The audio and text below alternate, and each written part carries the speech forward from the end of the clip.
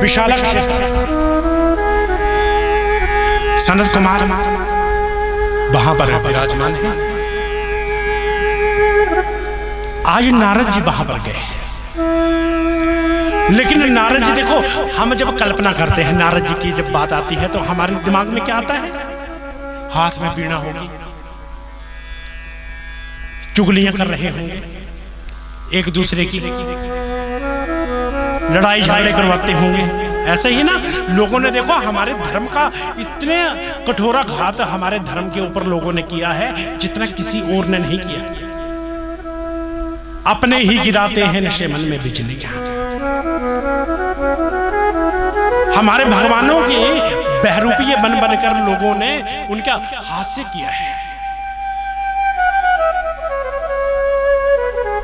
नारद जी को क्या कहा जब बहरूपी आते हैं? तो बोला वो ऐसे कह रही थी, वो ऐसे कह रही थी। ना ना, नारद कौन है? नारद, जिनकी बात को भगवान भी रद्द नहीं करते हैं, वो नारद है। और नारद कौन है? कभी जब शाम को भजन संध्या करेंगे तो मैं नारद जी के उस चरित्र के बारे में बताऊंगा कि एक दासी पुत्र ब्रह्म ऋषि कैसे बने, एक रामदास नारद कैसे बने, ब्रह्म ऋषि नारद कैसे बने। लोगों ने बड़ा कुठाराघात किया। सुदामा के जब वो सुनते हैं ना हम भजन, देखो देखो ये गरीबी का हाल, उससे पहले वो डायलॉग जो है बोला, द्वारपालों के बार बार मना करने पर भी, सुदामा के ना मानने पर द्वारपालों ने धक्के मारकर बाहर निकाल दिया।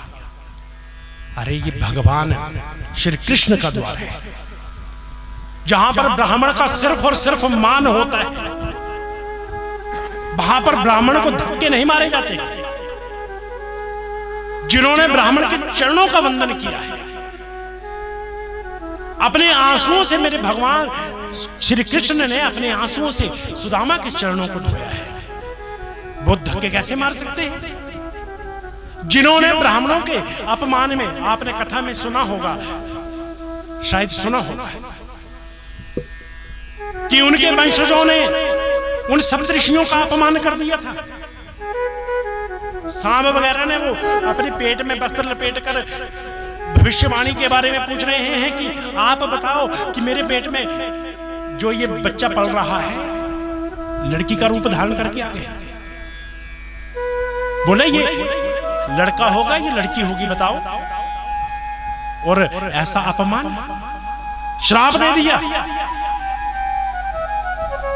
वंश के नाश का। और देखो भगवान चाहते तो अपने वंश को बचा सकते थे, लेकिन उन्होंने उद्धव को अंतिम संदेश में क्या कहा है? जब उद्धव ने पूछा कि भगवान अब आपने सारी अपनी लीलाओं को कर लिया है, अब आप अपने धाम गोलोक धाम को कब जाओगे? तो मेरे भगवान ने क्या कहा? बोला अभी मुझे अपने इस अवतार का सबसे बड़ा काम करना है। क्या? अपने वंशजों का संहार करना है। बोला ये इतने धर्मद्रोही बन गए हैं जो ब्राह्मणों का मान नहीं करते हैं, इनको मैंने मिटाना है।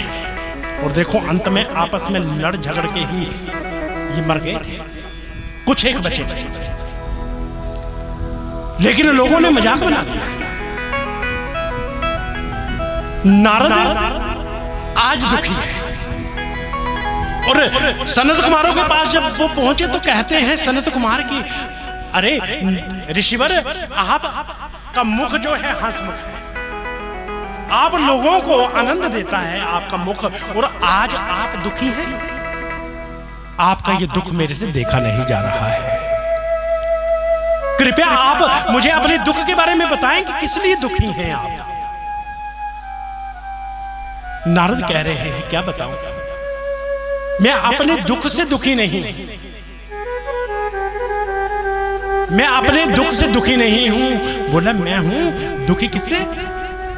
माता भक्ति के दुख से। अब माता भक्ति, सनत कुमार कह रहे हैं माता भक्ति को क्या दुख है? अरे भक्ति जिस भी घर में जाएगी वहां पे सुख ही सुख दे देगी। सदना कसाई के घर में गई, सबको आनंद दे दिया।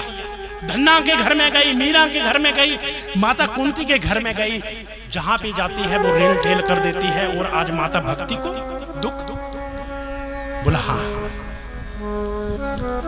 बोला मैं उनके दो पुत्र, माता भक्ति के दो पुत्र हैं। कौन कौन? ज्ञान और वैराग्य। इसके दो पुत्रों के दुख के कारण मैं दुखी हूं। माता भक्ति दुखी है और माता भक्ति के दुख के कारण मैं दुखी हूं। बोला क्या हुआ? तो बता रहे हैं,